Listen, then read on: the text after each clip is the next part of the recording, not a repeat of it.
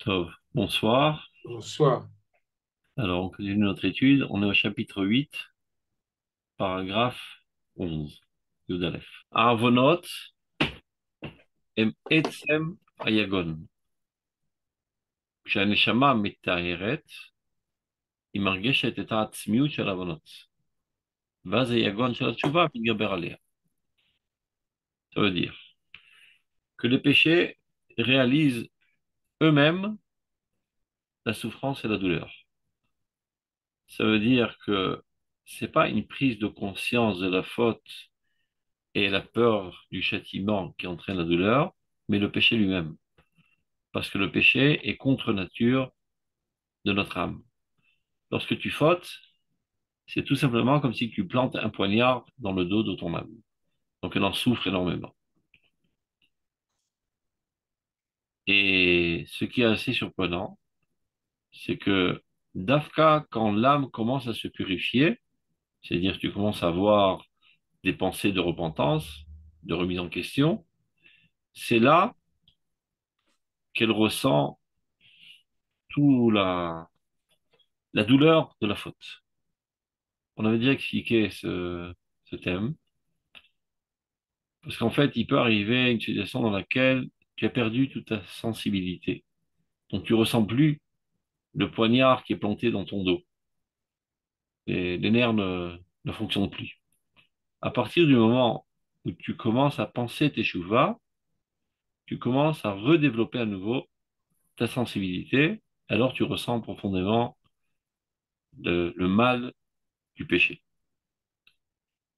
Et suite à cela, quand tu ressens fortement la douleur du péché, il y a Gonzalo Tchouva, mais Gaber Alea. Maintenant, c'est une autre douleur qui apparaît, la douleur de la repentance. Et là, c'est au niveau de la prise en conscience de la gravité de la faute et des conséquences de la faute, et de regretter amèrement ce qu'on a fait et de prendre de nouvelles résolutions. Tout ça entraîne une certaine souffrance, une certaine douleur. Ou boire vekirba, esh atzar. Alors commence à brûler en lui le feu du regret, chez la charata, la boucha et la honte de la faute, la pachadayom, et la peur redoutable, du châtiment, d'avoir raté ma vie, etc. Basé atzmo et misdakechet. Ne pas avoir peur, d'Afka, cette époque intermédiaire qui est douloureuse, eh ben, c'est elle-même qui te purifie. Ça veut dire la souffrance que tu ressens suite à la faute est un effet accompagnateur du processus de la teshuva.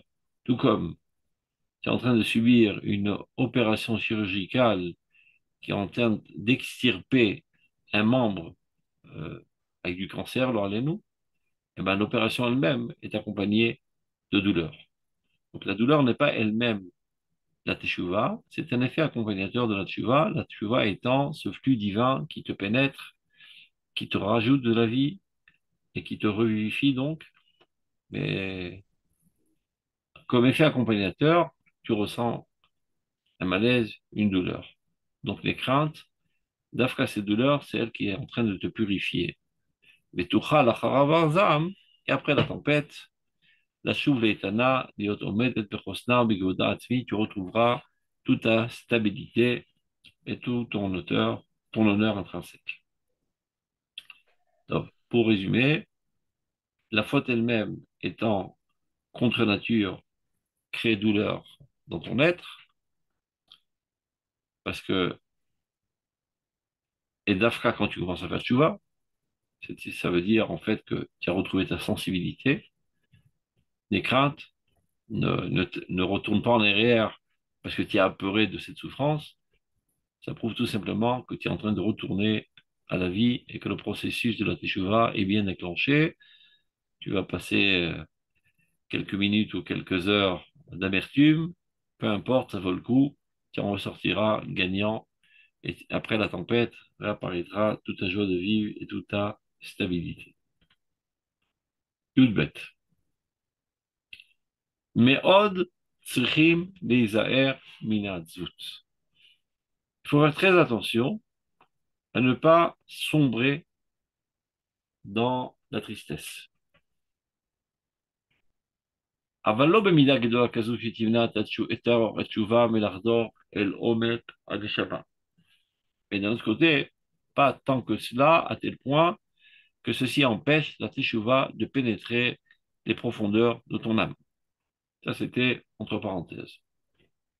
Chiaz, la phrase continue. Car alors, c'est-à-dire si tu ne fais pas attention de sombrer dans la tristesse, atzvut mitpachetet.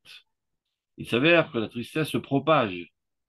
Kemachala mameret, comme une maladie gravissime, bechol ktsot aguf nefesh, dans toutes les zones de ton corps et de ton âme.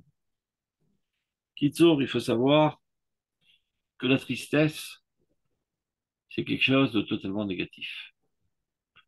Toute chose, même le plus négatif, à leur source, était positive et ont mal tourné. Mais la tristesse, qui est en fait un désespoir, c'est lever les mains et se laisser sombrer dans les sables mouvants du désespoir, c'est se laisser mourir. Et dans la mort, il n'y a rien de bien. La mort, c'est de la touma.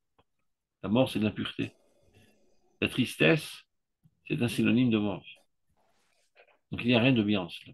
Le Zohar dit Kena demsa avuta. C'est le nid même de l'impureté. Donc il faut s'en écarter comme de la peste.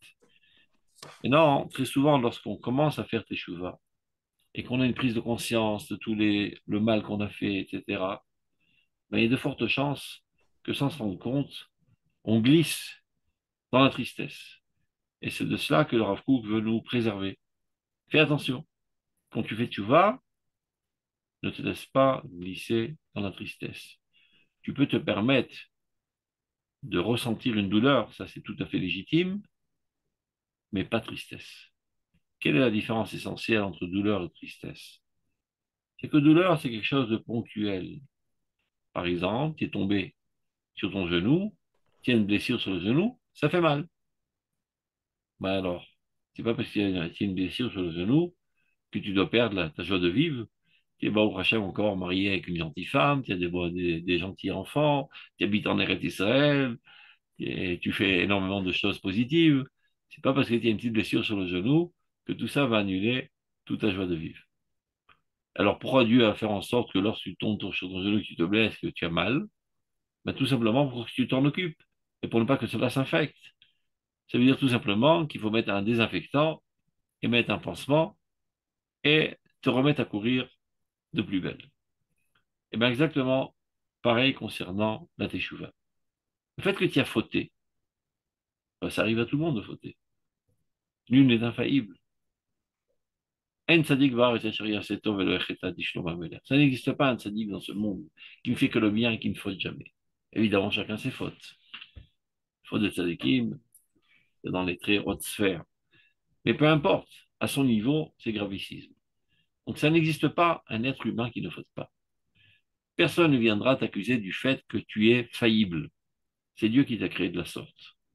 Mais par contre, on peut t'accuser que lorsque tu as fauté, tu continues de fauter davantage en te disant, si de toute manière je ne suis pas parfait, alors comment me relever? Eh bien non. Tu as trébuché, tu as tombé, relève-toi de suite. Top. Donc il faut faire très attention. Ce n'est pas parce que tu as fauté, et qu'en effet la faute est quelque chose de gravissime, que toi, la globalité de ta personnalité, tu es une tâche. Tu es quelqu'un de très bien, avec une âme sainte, sur laquelle il y a une petite tâche. Il faut s'en occuper très sérieusement, mais surtout pas te considérer toi-même comme une tâche, et de sombrer dans la tristesse et le désespoir, pensant que par là, tu es en train de faire tes chouvas. En fait, c'est exactement le contraire. C'est ce qui t'empêchera de faire tes chouvas. Car l'humain aime bien vivre. Il n'aime pas la tristesse. Vous avez perdu le texte, là? Ah, c'est bon. Et donc, ton instinct de conservation fera que tu t'écarteras de la teshuva comme de la peste, car chaque fois que tu penseras teshuva de manière associative, tu penseras tristesse, qui en fait portait atteinte à l'énergie de ta vie, à ta joie de vivre. Donc, de manière instinctive, tu repousseras la teshuva très fortement. Donc, surtout, ne tombe pas dans ce piège de Yetzirah qui, qui essaie de te convaincre que c'est bien d'être triste suite à la faute. En fait, c'est la meilleure manière de t'empêcher de faire teshuva, aussi bien cette fois-ci que pour les fois à venir. Donc, on reprend ce qui est marqué dans le texte. Regardez comment il faut lire. Mais il faut faire très attention de ne pas tomber dans la tristesse. Je saute, Quoi, attends. je reprends là, regarde, depuis le début. Mais je saute ce qui est dit entre parenthèses et je continue ici. Chez Az, car alors, si tu ne fais pas attention de ne sombrer dans la tristesse, Atzvut mit pachetet. La tristesse se propage dans toute ta personnalité, kemachala mameret, comme une maladie grave, comme par exemple le cancer. Bechol ksotaguf nefesh, dans toutes les extrémités du corps et de ton âme. Et on peut comprendre pourquoi tu risques de tomber dans la tristesse. La fête fait mal, la faute elle-même fait mal au cœur. Vegorem la hatzvut, litazreach ala merirut akodachat shel taverat hatshuva. Et ceci pourrait entraîner que la tristesse devient le citoyen essentiel dans ta personnalité. Oui, parfois, il y a quelqu'un qui rentre en tant qu'invité, petit à petit, il s'assoit chez toi à la maison et devient le propriétaire de la maison. Donc, cette Madame Tristesse-là qui a osé pénétrer ta personnalité, petit à petit, devient le propriétaire et le citoyen essentiel de ta personnalité et a le dessus sur tous les autres aspects de ta personnalité. Donc, fais gaffe, ne la laisse pas du tout rentrer. Dès que tu vois la tristesse apparaître à l'horizon, au loin, tu prends ta mitraillette et tu lui tires dessus à bout portant en automate. Surtout, ne laisse pas la tristesse approcher de ta personnalité, car facilement, elle peut prendre le dessus et commencer à prendre contrôle sur toute ta personnalité et te faire sombrer dans le désespoir. C'est ce qu'il dit. Gorem la hatzvut et tazreach. Ezrach en hébreu, c'est un citoyen. Ça devient le citoyen essentiel de ta personnalité. Et elle aura le dessus sur la mériroute. Mériroute, c'est une certaine amertume qui est brûlante de la teshuva. Ça veut dire regretter très fortement, mais ponctuellement, une faute. C'est tout à fait légitime et c'est le seul moyen de faire teshuva. Mais laisser la tristesse se propager dans toute ta personnalité, c'est exactement le contraire de la teshuva. Surtout pas tomber dans la tristesse. Bien que dans la teshuva, il y a ça et là des partiels, on va dire, de tristesse. Donc je préfère changer de terme et appeler ça de douleur. Pour ne pas se tromper, on va mettre des termes différents. Ce qui est totalement interdit, c'est la tristesse. Ce qui est permis et même conseillé, c'est la douleur. Mais évidemment, si tu es poignardé dans le dos, eh ben, tu ressens une douleur, et encore heureux que tu la ressens cette douleur pour que tu t'en occupes comme il le faut, et que tu te désinfectes et que tu te penses. Donc le fait que tu aies fauté, comme on a dit dans la pisca précédente, eh ben, tu as poignardé ton âme. À l'endroit où c'est poignardé, ça fait mal. Mais ça veut dire que toute l'âme est morte. Elle est encore remplie de vitalité, de sainteté, de propreté, etc. Donc occupe-toi sérieusement de l'endroit qui a été blessé, mais ne laisse pas la tristesse se propager et te démoraliser et te faire sombrer dans le désespoir. Donc, Afalpi, bien qu'il y ait en elle, dans la Teshuvah, des partiels de douleur, qui sont comme un feu purificateur, Metzarfim et Aneshama, qui viennent, qui vient ce feu, ces partiels de douleur, purifier ton âme, Mechaskim ota, il la renforce, contrairement à la tristesse qui l'affaiblisse, la douleur que tu ressens suite à la faute, nettoie ton âme et la ramène à son état premier, donc la renforce. Mota à la basée sur la simcha. Et la rétablit à nouveau sur un fondement de joie naturelle, constante, qui lui est adéquate. Il faut toujours être en jour. N'oublions pas que la teshuva, en fait, c'est de sortir en guerre contre un ennemi qui a pénétré tes frontières. Ta personnalité, toute sainte, toute pure, divine, et voilà qu'un élément négatif a réussi à pénétrer les frontières de ta personnalité. Donc il faut sortir à l'assaut, à l'attaque, pour expulser cet ennemi. C'est quoi cet ennemi? Ça peut être un comportement inadéquat, une pensée inadéquate, un sentiment inadéquat, peu importe, tous les péchés à tous les niveaux. C'est un poison qui a pénétré ton corps. Donc quand tu sors en guerre, tu ne peux pas sortir en guerre quand tu es triste et brisé et démoralisé et désespéré. Vous savez que les soldats d'Israël, avant de sortir au, au combat, eh ben, ils chantent tous ensemble et ils ont des hurlements de joie. Mais c'est comme ça qu'on peut gagner la guerre, en étant gonflé à bloc de joie. Ce n'est que comme ça qu'on peut gagner la guerre. Si tu es déjà brisé et désespéré, je ne vois pas comment tu risques de gagner cette guerre. Imaginez qu'un commandant dise à ses soldats avant de sortir au combat, qui sommes-nous? Des moins que rien, des faiblards. Nous sommes de la poussière. Allons-y à l'attaque. Qui va venir avec lui? Il les a tous brisés. Au contraire, nous sommes très forts. Nous les dévorerons, nous les avalerons, nous les écraserons. Nous sommes puissants, nous sommes saints, nous sommes forts, nous sommes purs, etc. C'est comme ça que tu relèves le moral et que tu remplis tes soldats d'énergie. Et bien, dans la guerre contre les Sahara, il faut user exactement dans la même ruse.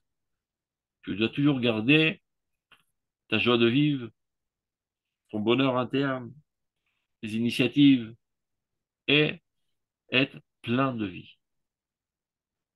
Ça ne veut pas dire qu'il faut prendre à la légère la gravité de la faute. Au contraire, il faut prendre ça très sérieusement. Tout comme j'ai dit tout à l'heure, tu as trébuché, tu es tombé, tu as une petite blessure sur le genou. C'est pas pour autant que tu dois désespérer et espérer la mort. Tu es en pleine course, ben, tu mets un désaffectant, tu mets un pansement très sérieusement pour ne pas être infecté davantage et tu te remets à courir. Top, on a compris. Yud Gimel. Si vous avez des questions, c'est le moment de les poser. Ça ne fera qu'élucider davantage le paragraphe. Top. Yud Dalet. אין לשער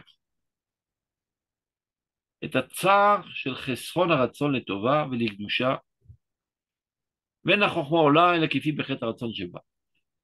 C'est-à-dire, incommensurable est la douleur que l'on ressent par le manque de bonne volonté pour le bien et pour la sainteté.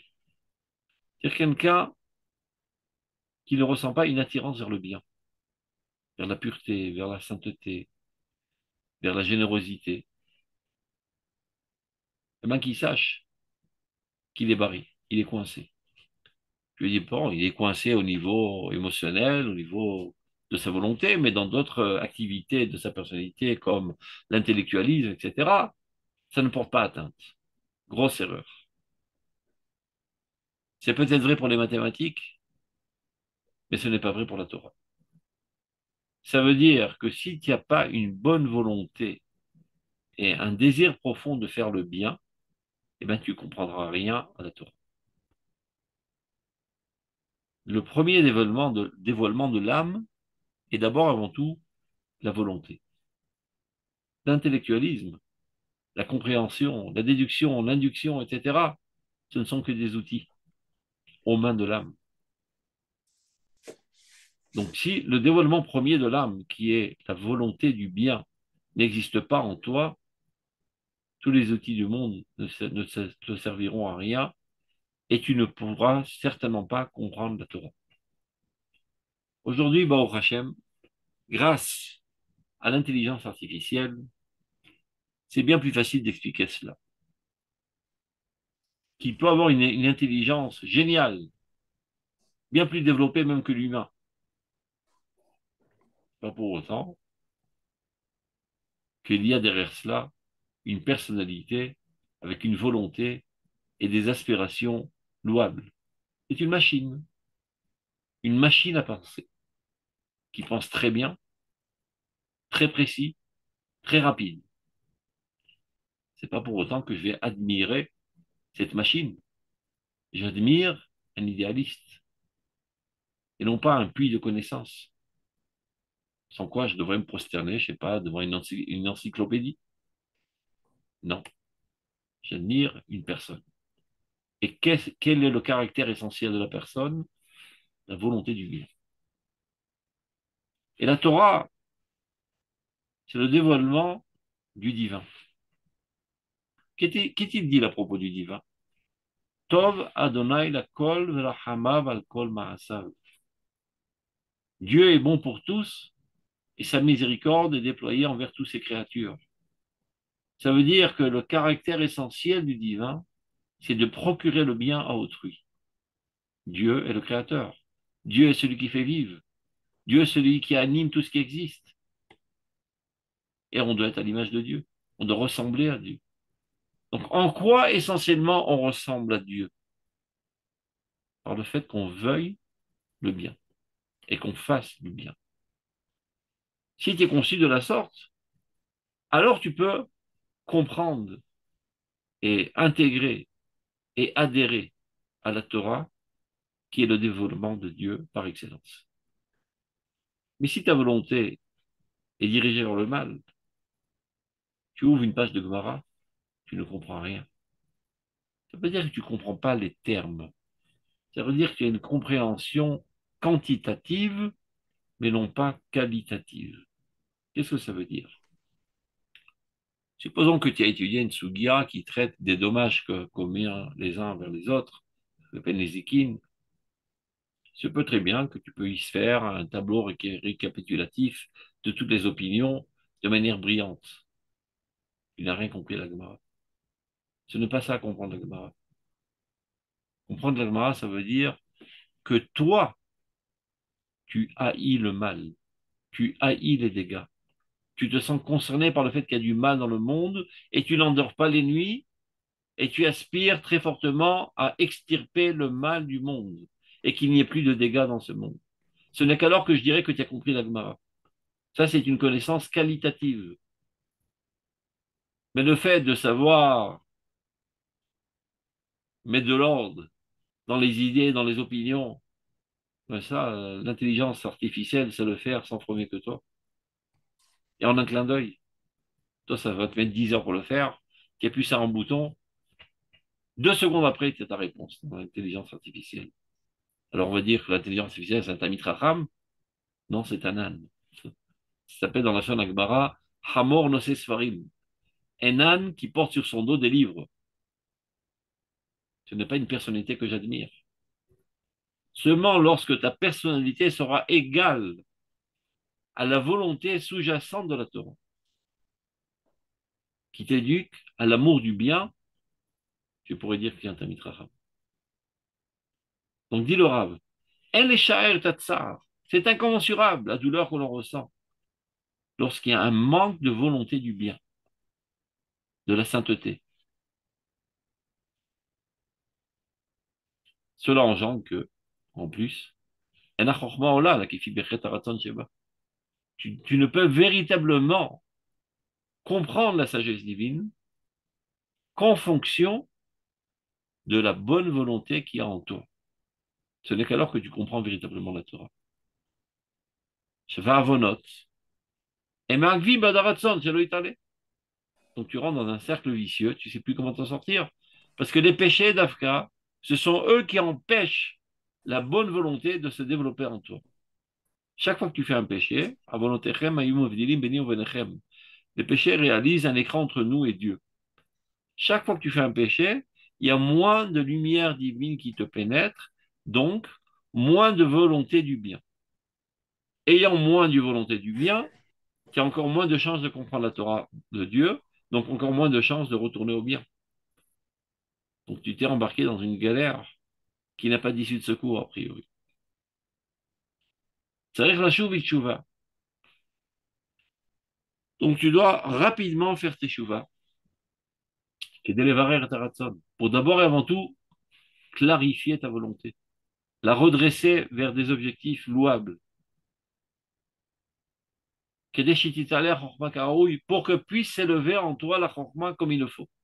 Pour pouvoir accéder et comprendre la Torah comme il le faut, tu dois au préalable remettre en toi la bonne volonté, la volonté du bien. Et c'est la raison essentielle pour laquelle on doit faire tchouva le plus rapidement possible, avant qu'on perde tout espoir, avant qu'on en arrive à une maladie incurable, à une situation finale. Biyechud, il faut essentiellement, et en premier abord, réparer les fautes entre l'homme et son prochain, avant même les fautes avant l'homme et Dieu. Car de manière générale, les fautes de l'homme envers son prochain sont des interdictions compréhensibles, intelligibles. Tout le monde comprend que c'est pas normal de voler, pas normal de tuer, de porter atteinte, de blesser, de vexer, etc. Mais pas tout le monde en comprend. Qu'y a-t-il de mal à manger du lait et de la viande en même temps? Ou bien d'appuyer sur l'interrupteur Shabbat pour que la lumière apparaisse? C'est Choukim. Alors que ça, c'est Mishpatim. Mishpatim sont des choses compréhensibles à l'échelle humaine. Les Choukim sont bien plus hauts, bien plus sains, mais ils sont imperceptibles, incompréhensibles à l'échelle humaine. Donc d'abord et avant tout, il faut réparer les fondations de ta personnalité. Les fondations sont les choses les plus simples, les plus humaines. Avant de réparer le premier étage, deuxième et dixième étage, va vérifier le rez-de-chaussée et les fondations qui sont solides, sur lesquelles repose cet immeuble, sans quoi tout va s'écrouler. Donc, dans ta démarche de faire tes chouvas pour bonifier ta volonté, qui te permettra d'accéder à la Torah et de la comprendre dans sa qualité et qui va amplifier davantage ta bonne volonté, d'abord, on va réparer les fautes qui existent chez toi, dans ta personnalité, envers autrui. Déroche la colle, et la première des fautes à réparer, Gezen, le vol. Tant que tu as de l'argent volé dans la poche, n'espère pas pouvoir comprendre la Torah. La première des choses à faire, c'est de t'écarter totalement du vol. Le vol, pas besoin d'être un gangster qui cambriole des banques pour être considéré comme un voleur. La Torah nous éduque à une sensibilité bien plus développée du vol. Il ne suffit que de se servir d'un objet d'autrui sans lui demander sa permission, c'est du vol. Ce qui n'est pas toujours considéré du vol dans la civilisation moderne. Et toutes sortes d'arnaques, de vendre des choses trop chères, de manière exorbitante, quand tu fais du commerce, c'est du vol. De marchander à outrance, c'est du vol. L'omidoraita, l'omidrabanan. Par exemple, il y a un commerçant qui comptait vendre son pantalon à 100 shekels parce il a acheté lui-même à 80 shekels. Donc, il lui faut quand même un petit bénéfice de 20 shekels, ne serait-ce pour payer les frais de location de son magasin, etc., etc., et qu'il lui reste comme quelques sous dans la poche.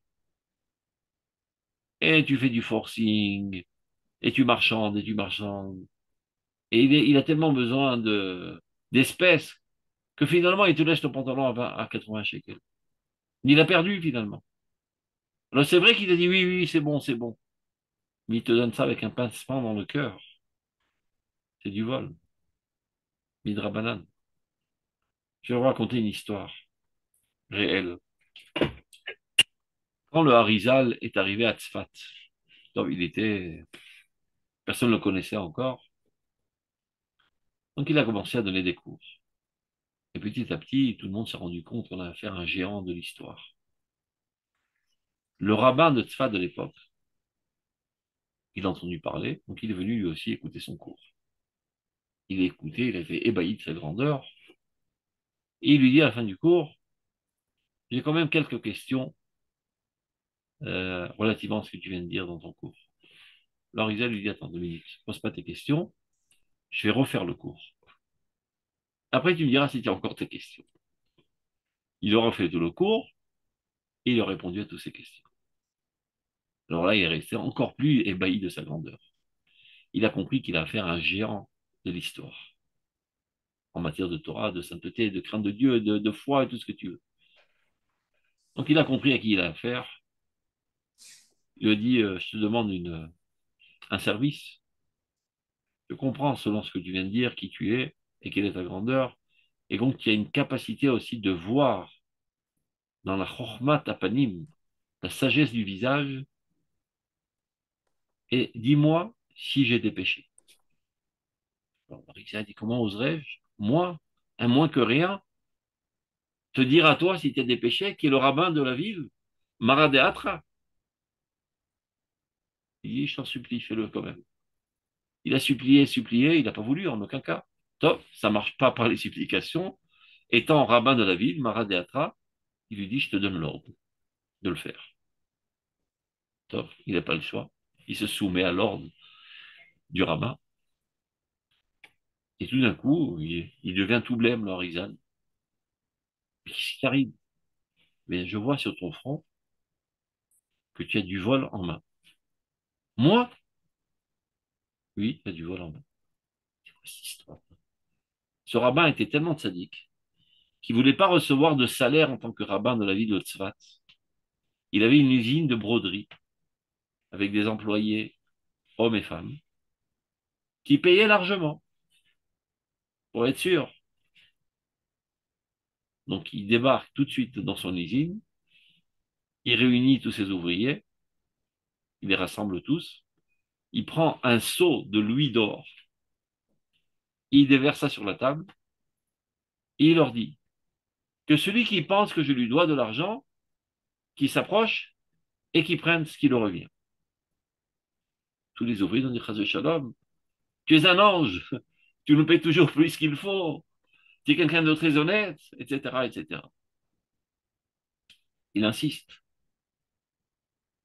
personne ne réagit. Alors il menace, si vous ne prenez pas ce qui vous revient, je vous licencie tous. Alors, vous n'avez pas le choix. Une vieille dame, des rangs, passe à travers les rangs, s'approche de la table, prend une pièce, la casse en deux, met dans sa poche et s'en va. Comment est-ce qu'il arrive? Donc il invite dans son bureau pour savoir ce qui se passe. Il dit, mais qu'arrive-t-il?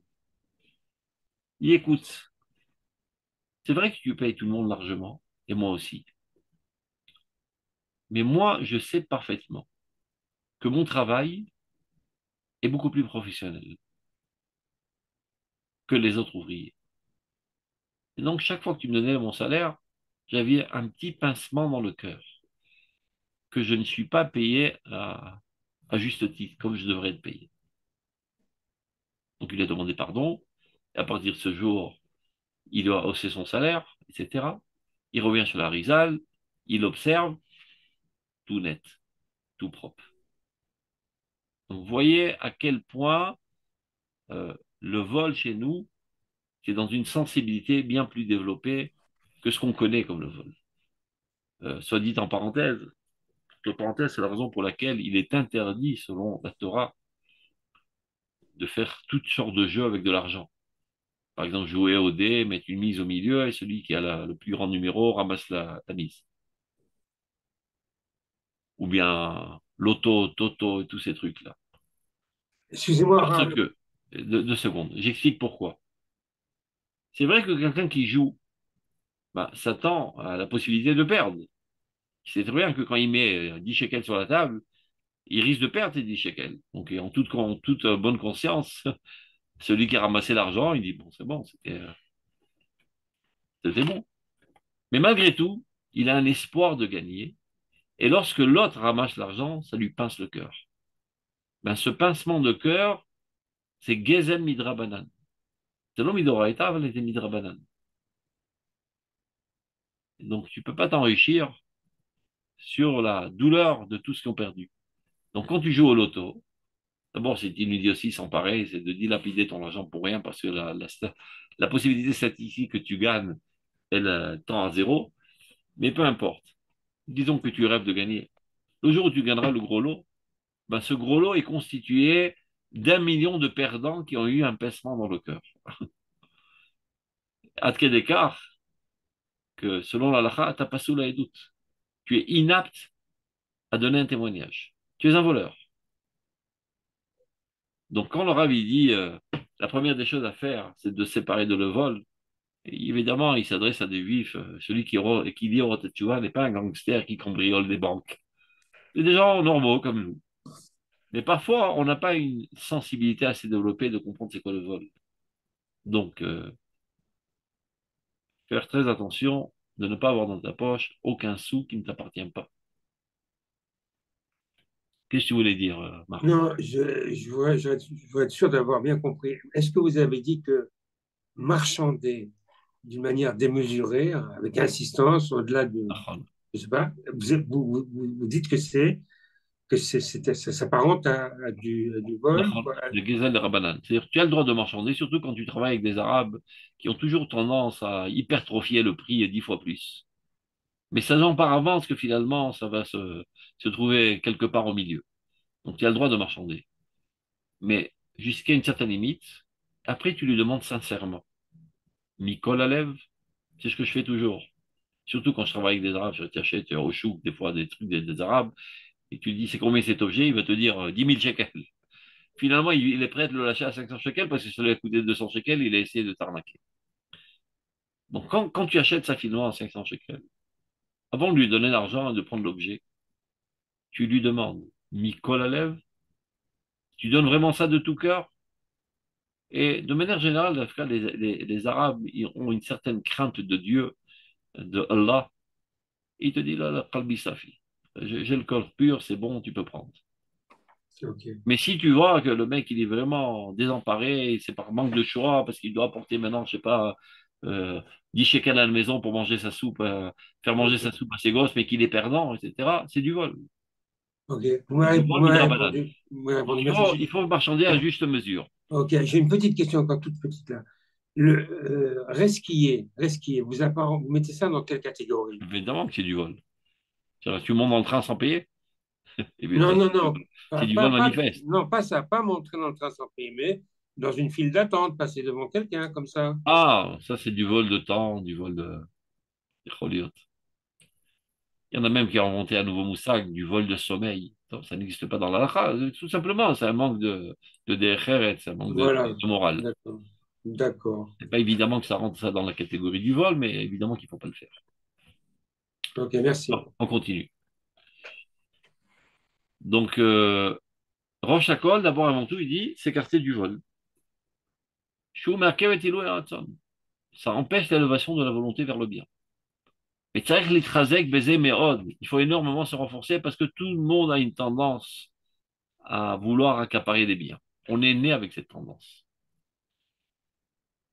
Mais les kavod et Tchouat Hashem. Espérer la délivrance de Dieu, que Dieu nous délivre de ce péché. L'iscot beshlemut, et de mériter de manière parfaite l'ardol merosh ekaden, de cesser totalement toute injustice. Ensuite, déjà, on est dans les histoires, et je sais bien que les gens aiment bien les histoires, surtout les chassidim. Je suis pas chassid, mais c'est pas grave. Je vais vous raconter une histoire concernant le vol chez le Rav Kook. Regardez la sensibilité. Donc, il sait de quoi il parle. Quand il était jeune, le Rav Kook, en Europe, dans quel trou il habitait, là-bas, il était jeune, je sais pas, il avait 14 ans ou 15 ans. Un jour, il était à la synagogue et un grand Talmid Chacham, qui était quelqu'un de bien âgé, euh, est venu faire être Hazan, ministre officiant, parce que c'était ce qu'on appelle chez les Ashkenazim le Yortzeit, le jour de l'année de la mort de ses parents. Donc il y a une mitzvah d'être Hazan. Donc voilà que le Talmid Chacham commence à être Hazan, et tout d'un coup, apparaît une autre personne, un homme bien gras et bien friqué, qui s'avère être le président de la communauté, ben, tout simplement, sans aucune gêne, il pousse fortement le Talmid Chacham de la Teva, il prend sa place. Et lui devient le ministre officiel. face à cette injustice et ce manque de respect de la Torah, d'un Talmid Chacham, le Rav Kook n'a pas pu supporter cet affront qui a été fait à ce Talmid Chacham. Il avait 14 ans à l'époque. Il vient derrière lui, il tape sur le dos, alors que ce bonhomme était, je sais pas, il avait la cinquantaine, ou je sais pas, un peu moins. Il se retourne, il lui fout deux paires de claques devant tout le monde. Parce que porter atteinte à un Talmid Chacham, c'est Kfira Bedoké Israël. C'est la pire des choses qu'on puisse faire dans notre vie. Le mec s'est senti tellement honteux de ce qu'il venait de faire et de se ramasser une paire de baffes par un jeune, et à juste titre, cette baffe était donnée, qu'il a quitté la communauté, il a quitté le pays et est parti en Amérique. Top. Plusieurs années après cela, le Rav Kook monte en Eretz Israël, invité par la communauté juive de Yafo, et il devient le grand rabbin de Yafo et de tous les alentours. Après, plus tard, il devient le grand rabbin d'Israël. Soucieux de la situation spirituelle, religieuse d'Israël et de la pauvreté des yeshivot, il décide d'aller en Amérique pour récolter des fonds pour renforcer les yeshivot d'Eretz Israël. Donc il débarque là-bas en tant que grand rabbin d'Eretz Israël. Il est accueilli avec beaucoup d'honneur dans les communautés et tout lui donne des dons pour les yeshivot d'Eretz Israël. Il débarque dans une des communautés et là-bas, il y a quelqu'un de richicisme de manière extraordinaire qui s'approche de lui. Il lui dit, Monsieur le rabbin Cook, vous souvenez-vous de moi? Il dit non. C'est moi la personne à qui vous avez foutu une paire de claques il y a quelques dizaines d'années. Et je vous en remercie de tout cœur, car grâce à vous, j'ai déménagé en Amérique et je suis devenu très très riche. Donc je voudrais vous remercier. Et il lui donne en cadeau une montre en or. Vous savez, à l'époque, il y avait des montres en or avec des chaînes qu'on mettait dans la poche, comme ça. Le Rav Kook a refusé, il n'en est pas question, etc. Il a énormément insisté, il a dit, si vous ne prenez pas, je serai énormément vexé. Et en plus, évidemment, je donnerai des dons pour les chivres d'Eritzel, mais ça, c'est pour vous, personnellement. Le Rav Kook ne sait pas comment avaler le lézard, il ne veut pas le vexer d'un côté, il ne veut pas recevoir de l'argent de l'autre côté. Top, il met ça dans sa poche, il retourne en Eretz Israël, arrivant à la maison, il met ça dans un tiroir, et il ne s'est jamais servi de cette montre. Sur son lit de mort, le Rav Kook demande à ceux qui l'entourent, prenez cette montre et rendez-la aux héritiers de ce bonhomme, de peur que ce soit du vol. Mais quel vol? Il lui a donné. Ah, mais va savoir. Peut-être qu'il a donné parce qu'il avait un sentiment de culpabilité. Et pour compenser cette culpabilité, c'est la raison pour laquelle il a donné. Donc peut-être qu'il n'a pas donné ça de tout cœur. C'est de cela que le Rav Kook, qui est un homme saint, avec des horizons d'idéaux universels, etc., c'est de ça qu'il se soucie avant de rendre son âme à son Créateur. Qu'il ne reste en lui même pas un micron de peut-être du vol. Pour montrer quelle est la sensibilité des tzadikim envers le vol. C'est pour ça que le Rav Kook en parle. Et qu'avot Yirat Hashem liskot beshlemut, qu'on puisse mériter de manière parfaite de cesser euh, tout vol ou injustice de nos mains. Top. On va essayer de terminer le chapitre. Ted Vav. Ayehu sheba betoch halev, ou be'atzmo more al mardut pelimit adina. On a expliqué précédemment que la tristesse est quelque chose de déplorable. À plus forte raison, le désespoir. Donc le désespoir, c'est quelque chose de quoi il faut s'en écarter comme de la peste. Mais dit le Rav Kook, malgré cela, bien sûr qu'il ne faut pas rentrer dans le désespoir et tout faire pour ne pas rentrer dans le désespoir, suite à tes fautes. Mais si par malheur, tu n'as pas réussi à te contrôler et tu as sombré dans le désespoir, dit le Rav Kook la chose suivante. Ayeru Sheba Betoch Alev, ce désespoir qui pénètre ton cœur. ou Beatzmo lui-même prouve qu'il y a une soumission intérieure délicate. C'est-à-dire, pourquoi tu es désespéré en fait? Tu es désespéré de ta situation morale, religieuse. Tu souffres énormément de la faute que tu viens de faire. Ça veut dire, en d'autres termes, que ta nature est totalement contraire à la faute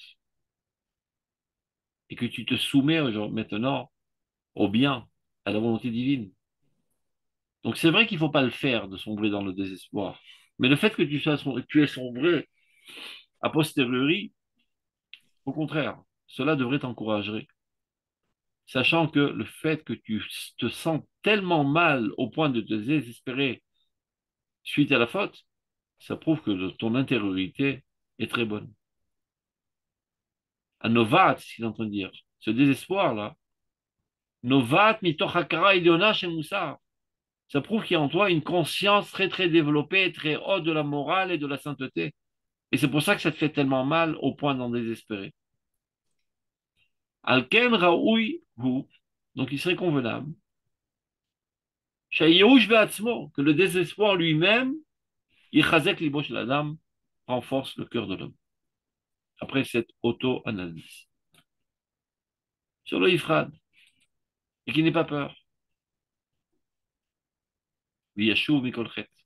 Au contraire, armé maintenant d'appréciation de son moi, de joie, alors qu'il fasse repentance de toute faute dans une chouva parfaite, emplie de paisibilité et de courage. Top. Dernier paragraphe, et par là on va terminer le chapitre.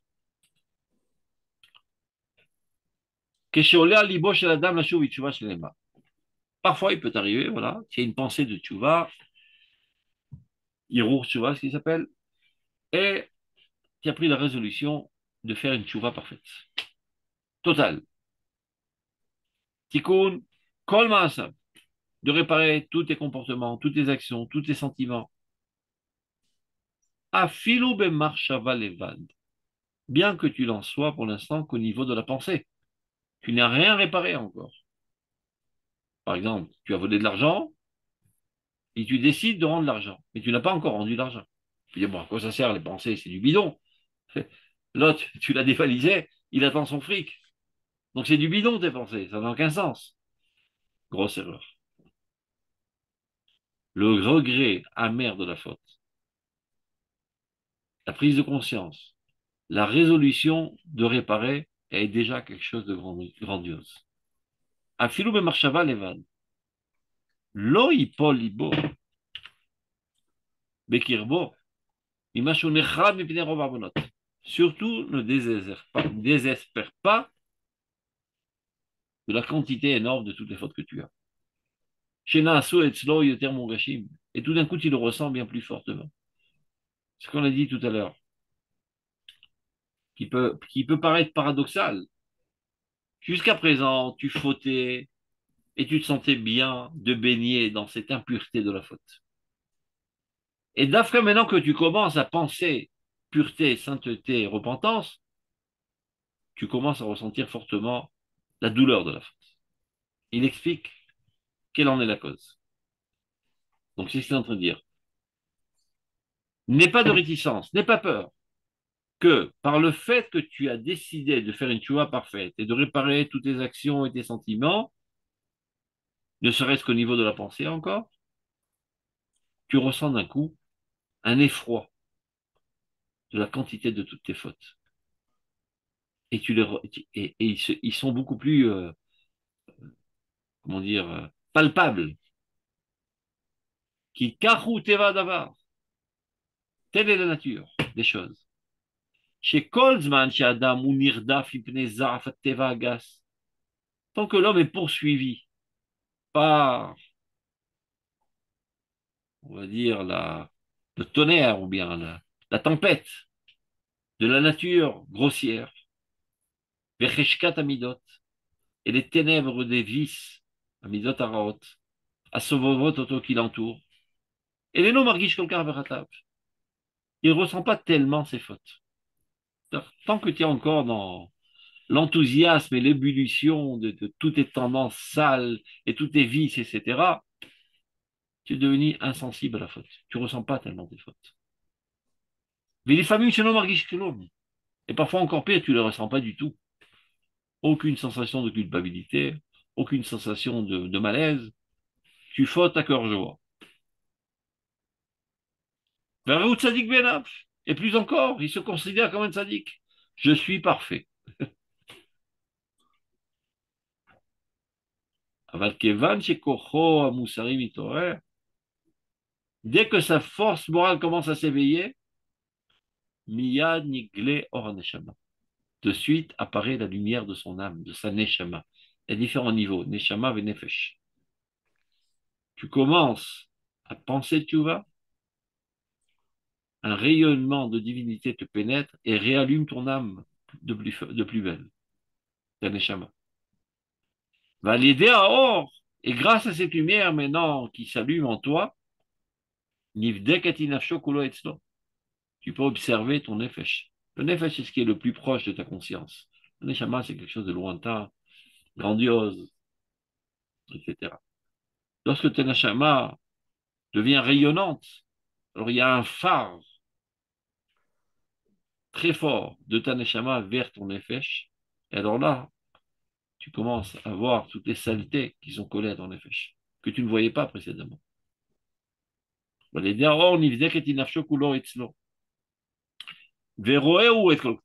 maintenant, il voit toutes les tâches qu'il a sur ça, sur son effet, qui est sa personnalité, sa conscience, son comportement, ses sentiments, etc. Et l'Ibodoeg. Et alors, maintenant, son cœur commence à devenir soucieux. Haradak de là, avec un effroi grand, très très grand. Al-Miut Shlemuto, de son imperfection, vers Omek Nefilato et la profondeur de sa chute. Aval Dafka Az Yasimilibo. Spécialement à ce moment-là, tu dois bien faire attention. Prendre conscience, prendre à cœur.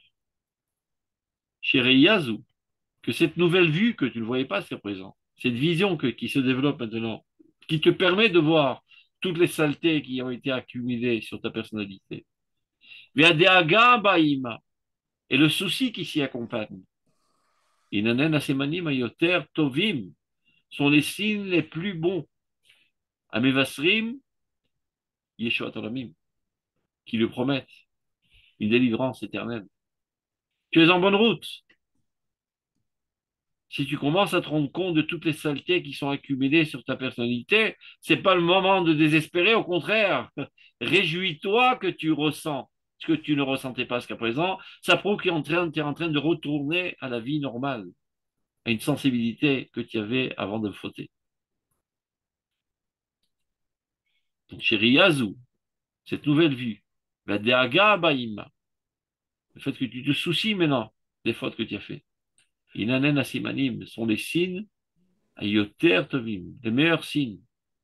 Amevasrim, qui lui promettent Yeshua Tolamim, qui lui annonce sa délivrance éternelle, Betikun Nefesh, dans la réparation de son âme, Vitrazek Meod Bézé. Il se renforcera très très fort en ça, Bachem Eloham. J'ai comme l'impression, on a sauté une pisca. Top, on retourne en arrière, il nous reste quelques minutes. On avait sauté à la pisca lui-même. On va la lire vite fait, on a 5 minutes. Kolchet, Metil Harada Miuchedet ala Nefesh. Chaque faute a un impact spécifique d'effroi sur l'âme. Tout comme une nourriture non saine peut empoisonner un membre. Un autre genre de nourriture non saine peut empoisonner un autre membre. Il y a des sensibilités différentes dans les membres d'empoisonnement. Donc chaque faute qui a un poison de l'âme a un impact spécifique qui crée un certain effroi sur l'âme. Et cette harada, cet effroi, cette peur ne pourrait s'écarter de nous que par la teshuva. Ou le fi omka chez la teshuva. plus la teshuva est profonde. Acharada atzma mitapechet ebitron v'ometzlev. Cet effroi lui-même se transforme, se renverse en assurance et courage. Un roshem shel acharada, l'impact de cet effroi, mitzad achet, qui provient de la faute, efshar la akiro, on peut le reconnaître, ben besirtute apanim, que ce soit dans les traits du visage, ce que j'ai dit tout à l'heure avec le harizal, par exemple, ben betnuot, dans les mouvements de ton corps, le langage du corps, ben bakol, ta voix. Quelqu'un qui manque d'assurance parce qu'il sait qu'il est criminel, sa voix tremble. Maintenant, même si c'est un très bon acteur de théâtre, il sait se contrôler, ceux qui ont une sensibilité bien développée perçoivent ça de suite. Ben Banaga, dans son comportement. Ben Biktavayad, la manière dont il écrit, ses manuscrits. On peut déceler les traits de sa personnalité et déceler les fautes qu'il a en lui. Ben Besignon Alashon Badibour, la manière dont il s'exprime. Ou Bioter Bektiva, et encore plus de la manière dont il écrit. On ne parle pas là de l'écriture, mais l'ordre des pensées qu'il émet, la logique, le déroulement de sa pensée. Comment il s'exprime à l'écrit. Comment qu'il expose ses pensées, dans quel ordre il les propose, etc. Ceux qui ont les yeux en face des trous, des grands tzadikim, perçoivent de suite.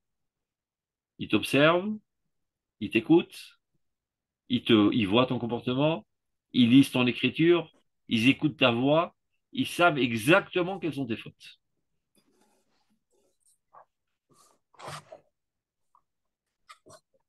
Devant eux, tu es transparent. Le Rav Zuckerman était comme ça, sachez-le. Le Rav Wiener nous a témoigné. Il dit une fois, j'étais en voiture avec lui. J'étais assis avec lui à l'avant. Et le Rav Zuckerman était conducteur. On a pris une autostoppeur. Une fille qui a fait du train. Il a jeté un clin d'œil dans le rétroviseur, il a regardé. Après qu'elle est descendue, le Rav Zuckerman dit au Rav Wiener qui la connaissait, du village, je ne sais pas d'où, cette fille a des relations sexuelles avec une autre femme. C'est pas possible, c'est quoi cette histoire? Il est allé faire son enquête, il s'est avéré que c'était vrai. Un clin d'œil. Nous, les élèves du Rav Zuckerman, on le ressentait très fortement. Que devant lui, on était totalement transparent. Ruach HaKodesh. Chochmat Apanim. La sagesse du visage. Selon ta manière de t'exprimer, ta manière d'écrire, ton langage du corps, il savait exactement déceler les tâches de notre personnalité. Et il explique comment, le Rav Kook. Bemakom she'achet sotem et haora, sham apegima nigeret. À l'endroit même dans ton corps qui réalise une entrave à la lumière divine, eh ben, on peut déceler le défaut. Il y a une lumière divine constante qui vient vers toi, qui te vivifie. Le membre avec lequel tu as fauté, c'est bloqué, la lumière ne passe pas. Alors nous, on ne voit pas. Ceux qui ont des yeux, ils disent, là, il y a une obscurité dans ce membre. Il y a moins de lumière divine. Et je terminerai ça par une anecdote. Sham apegima nikeret. Ou le fi madrigat achet. Et selon la gravité de la faute. Ou le fi yichuso chez la nocée.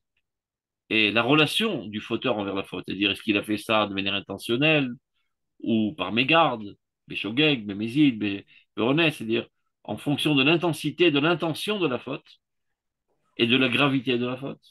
C'est pas pareil assassiner ou bien, je sais pas, toucher du Mouxé Shabbat. Il y a une valeur intrinsèque, objective, absolue, de gravité différente.